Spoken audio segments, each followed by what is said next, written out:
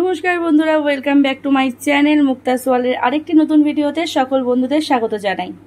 বন্ধুরা, আজকে একদম বাঙালির প্রিয় লাল লাল দেশি পাতলা খাসির ঝোলের রেসিপি নিয়ে চলে এসেছি, যেটা বাঙালির খুবই প্রিয়। পাতে হলে এক পিস আলু আর এক পিস মাংসই যথেষ্ট, আর তার সাথে পাতলা পাতলা ঝোল। একদম সহজ পদ্ধতিতে জাস্ট 10 মিনিটে কীভাবে মাটন কারি রান্না করব সেটাই তোমাদের আজকে দেখাবো। তো পুরো ব্লগটা দেখতে থাকো, একদম অ্যাড স্কিপ করো না। আর ভালো লাগলে একটা লাইক, কমেন্ট, শেয়ার, সাবস্ক্রাইব করে দিও প্লিজ।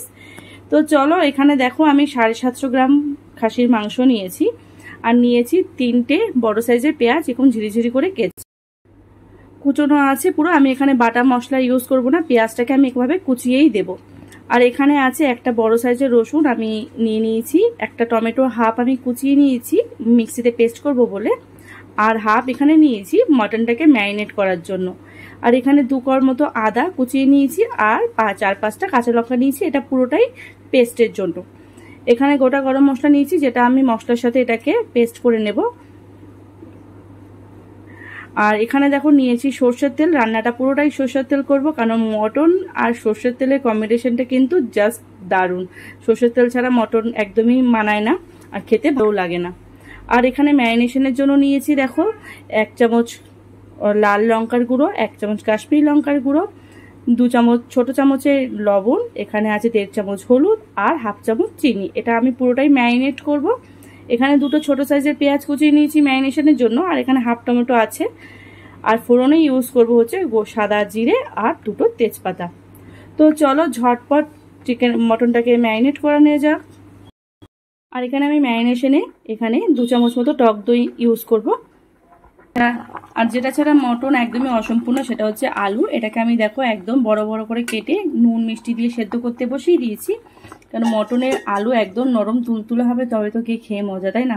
এটা ঢাকা অবস্থায় আমি মিডিয়াম আঁচে সেদ্ধ হতে দিয়েছি। চলো মটনটাকে ম্যারিনেট করে নেওয়া যাক। এখানে প্রথমেই আমি ওই কুচনো পেঁয়াজ আর টমেটোটা দিয়ে দেব এই গুঁড়ো মশলাগুলো। এখানে আছে কাশ্মীরি লঙ্কার গুঁড়ো, নর্মাল লঙ্কার গুঁড়ো, নুন মিষ্টি আর হলুদ। আর এখানে দিয়ে দেব 2 চামচ পরিমাণে টক দই, আর দেব বেশ কিছুটা সর্ষের তেল। মটনটা ম্যারিনেট যতক্ষণ বেশি করা যাবে ততই সফট হবে এবং খেতে সুস্বাদু হবে। আর এখানে দিয়ে দেব সামান্য একটু জিরে আর একটা তেজপাতা। এবার ভালো করে মটনের সাথে মশলাগুলোকে মেখে আধ ঘন্টা কিন্তু ম্যারিনেট করে রেখে দেবো আমি। দেখো মটনটা কিন্তু একদম ম্যারিনেট করা কমপ্লিট হয়ে গেছে। এবার ঢেকে রেখে দেবো আধ ঘন্টা। এটা যদি হাতে সময় থাকে 1 ঘন্টা ম্যারিনেট করলে আরও ভালো, কিন্তু আমার হাতে একদম সময় নেই, তাই আমি এটাকে আধ ঘন্টা ম্যারিনেটের জন্য রেখে দিলাম। দেখো আলুগুলোকে তুলে নিলাম এখানে, আর এখানে একটু নুন দিয়ে পেঁপেটাকে সেদ্ধ বসিয়ে দিলাম। ঢাকনাটা দিয়ে দেবো যাতে খুব তাড়াতাড়ি সেদ্ধ হয়ে যায়। আর এখানে আমি দেখো বেশ কিছুটা সর্ষের তেল দিয়ে দিয়েছি কড়াইতে। আলুগুলোকে এবার লাল লাল করে ভেজে নেব। আলুটাকে হাফ সেদ্ধ করে নিলাম, এই জন্য এক এক সময় আলুগুলো ভেতর দিয়ে শক্ত থেকে যায় আর খেতে ভালো লাগে না। মাংসের আলুগুলো একদম তুলতুলে নরম হবে, খেতে কিন্তু দারুণ লাগবে।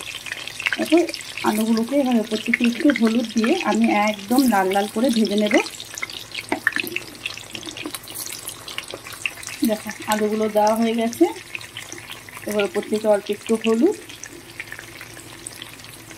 আর অল্প নুন দেবো, কারণ সেদ্ধর সময় আমি নুন মিষ্টি দিয়ে নিয়েছিলাম, তাই অল্প একটু হলুদ নুন দিয়ে একটু ভালো করে নাড়াচাড়া করে দেবো।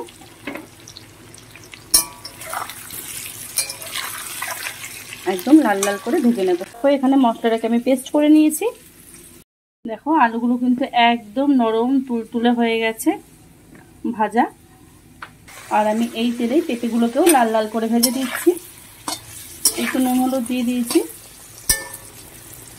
ও আলু পেঁপে সব ভাজা হয়ে গেছে। এবার আমি এই তেলের মধ্যে হাফ চামচ পরিমাণে ঘি দিয়ে দেব। এতে স্মেলটা খুব সুন্দর আসবে আর মাংসের স্বাদটাও বেড়ে যাবে। আর ফোড়ন দিয়ে দেব তেজপাতা আর সাদা জিরে। ফোড়নটা ভাজা হয়ে গেছে। এবার আমি যে 3টে বড় সাইজের পেঁয়াজ কুচিয়ে রেখেছিলাম সেটা দিয়ে দেব। দিয়ে একদম লাল লাল করে পেঁয়াজগুলোকে ভেজে নেব। এখানে পেঁয়াজের মধ্যে বেশ কিছুটা আমি চিনি দিয়ে দেবো, তাতে মাংসের কালারটা কিন্তু দারুণ আসবে। খাসির মাংস মানে সেই লাল লাল খাসির মাংসের ঝোল কিন্তু দেখতেও ভালো লাগে, খেতেও বেশ ভালো লাগে। এই জন্য চিনিটা দিয়ে দিলাম, যাতে কালারটা খুব সুন্দর আসবে। তোমরা চাইলে ফোড়নেও চিনিটা ইউজ করতে পারো। এইদিকে আমি একটা প্রেসার কুকারের মধ্যে মাংসটাকে কিন্তু একদম নরম তুলতুলে করে সেদ্ধ করে নেব। দেখো মাংসটা দিয়ে এখানে আমি কিন্তু গরম জল ইউজ করছি। এখানে মাংসটা যতটা ঝোল খাবে ঠিক ততটা পরিমাণে জল দেবে, তাহলে একদম মাংসের সাথে মটনের স্টকটা কিন্তু রেডি হয়ে যাবে। দেখো এখানে আমি জল দিয়ে দিলাম। এবার আমি এটাকে 5টা সিটি দিয়ে মটনটাকে একদম নরম তুলতুলে সেদ্ধ করে নেব। তো দেখো এদিকে মটনটাকে বসিয়ে দিয়েছি, 5টা সিটি আসছে, আর এদিকে পেঁয়াজটা ভাজা হচ্ছে। মশলাটা কষাতে থাকবো, এদিকে মটনটাও সেদ্ধ হয়ে যাবে, একদম ঝটপট রেডি হয়ে যাবে দুটো গ্যাসের মধ্যে। তো এটা ওয়েট করছি 5টা সিটি আসা, আর ততক্ষণ পেঁয়াজটা ঢিমিয়ে আছে, লাল লাল করে ভাজা হোক। তো দেখো পেঁয়াজগুলো একদম লাল লাল করে কিন্তু ভাজা হয়ে গেছে। এবার আমি যে মশলার পেস্টটা করে রেখেছিলাম, মশলার পেস্টটা দিয়ে দেবো এর মধ্যে, দিয়ে ভালো করে একটুখানি ভাজা ভাজা করে নেব যতক্ষণ না কাঁচা গন্ধটা ছেড়ে যায়। এখানে বেশি গুঁড়ো মশলা ইউজ করবো না, কারণ আমি মটনটাকে ম্যারিনেট করেছি সমস্ত মশলা দিয়ে। মশলাটাকে ভাজা ভাজা করে নেব। দেখো মশলাটা ভাজা ভাজা হয়ে গেছে, তেল ছেড়ে এসছে। এবার এখানে আমি 1 চামচ জিরের গুঁড়ো, 1/2 চামচ লঙ্কার গুঁড়ো আর 1/2 চামচ হলুদের গুঁড়ো দিয়ে দেবো। দিয়ে মশলাটা কষাতে থাকবো।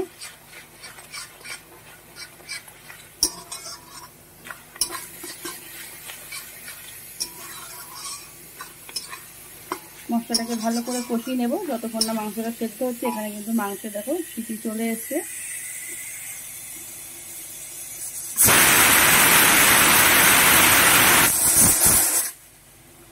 এরকম আর 4টে সিটি আসলে মাংসটা সেদ্ধ হয়ে যাবে। আর এদিকে মশলাটা কষি, মশলাটা একদম কষে রেডি, তেল বেরিয়ে গেছে আর কাঁচা গন্ধ বেরিয়ে গেছে। আমি এখানে এবার পেঁপেটা দিয়ে দেবো। আলুটা একদম নামানোর আগে দেবো, কারণ আলু একদম রেডি আছে।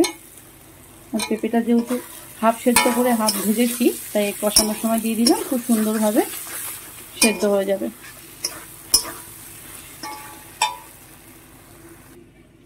তো দেখো ভাপটা পুরো বেরিয়ে গেছে। এবার ঢাকনাটা খুলে দেখে নেব যে মটনটা কতটা সেদ্ধ হলো। তো দেখো মাংসটা একদম সেদ্ধ হয়ে গেছে, দেখিয়ে দিচ্ছি। দেখো নরম তুলতুলে হয়ে গেছে। এদিকে মশলাটাও কষে গেছে। এবার আমি এই সেদ্ধ করা মটনটা এর মধ্যে দিয়ে দেবো।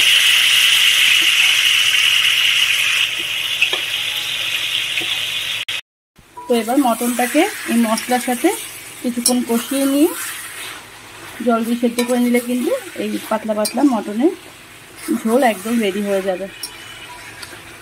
একদম মিডিয়াম ফ্লেমে মটনটাকে ধরে একটু কষিয়ে নেব। তো দেখো আমার মটনটা কিন্তু একদম কষানো কমপ্লিট, কালার পুরো চেঞ্জ হয়ে গেছে। এবার আমি এটাকে কড়াইতে নয়, প্রেসার কুকারে যে স্টকটা রেখেছিলাম সেই স্টকের মধ্যে দিয়ে এখানে ফুটিয়ে নেব। কোনো কড়াইতে আর জলটা দিচ্ছি না। প্রেসার কুকারে একটু সুন্দরভাবে চারিদিক থেকে দমটা পেয়ে খুব সুন্দর সেদ্ধ হয়ে যাবে। এমনি তো 80% সেদ্ধ হয়ে গেছে, বাকি 20% সেদ্ধের জন্য আমি প্রেসার কুকারে দিয়ে দিলাম। তোমরা চাইলে এখানে আরও 2টো সিটি দিয়ে নিতে পারো।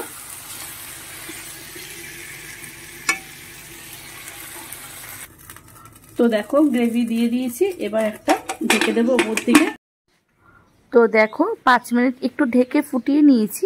এখানে একদম মটনের কারিটা আমার রেডি হয়ে গেছে। আলু মটন খুব সুন্দরভাবে সেদ্ধ হয়েছে। এটা এক্সট্রা ফুটালাম যেন মটনটা একদম নরম তুলতুলে হয়, তার জন্য। তো চলো সার্ভ করে নেওয়া যাক। তো দেখো বন্ধুরা একদম লাল লাল পাতলা খাসির ঝোল কিন্তু রেডি।